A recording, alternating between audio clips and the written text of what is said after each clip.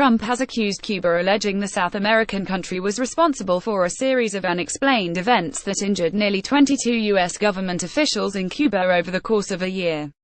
Related, Cuba condemns U.S. decision to pull 60% of embassy staff. The U.S. president didnt provide any evidence, but went on to implicate Cuba at a 45-minute Rose Garden news conference at the White House. "I do believe Cuba's responsible. I do believe that," Trump asserted, "and it's a very unusual attack, as you know. But I do believe Cuba is responsible." The accusation comes after both the U.S. and Cuba have removed nearly 60% of their officials from Havana and Washington, respectively, over the past few weeks, following the news of 22 U.S. officials being medically confirmed to have suffered some injury from apparent high-pitched sounds. Cuba, however, called the U.S. decision to pull out over half of its diplomats from the island nation's capital as hasty.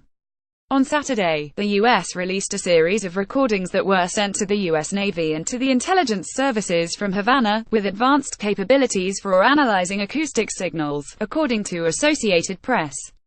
The incidents, described as sonic attacks, first came to light last year, but the U.S. government that hasn't been able to determine the cause or the exact nature of the events had refrained from accusing the Cuban government in the past.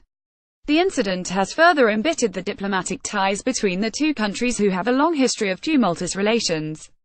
In September, the Cuban ambassador to the United States, Jose Cabanis, also condemned the Trump administration at the UN General Assembly for rekindling animosity between the United States and Cuba by reinforcing the blockade on the Caribbean country.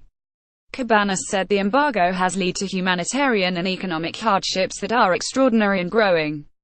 The Trump administration, so far, hasn't issued a statement implicating Cuba in the alleged attacks. Ben Rhodes, Barack Obama's foreign policy advisor, pointed out in a statement he made on Twitter, Trump's own State Department has not said this, has gone out of their way to say they don't know who is behind attack, Rhodes said.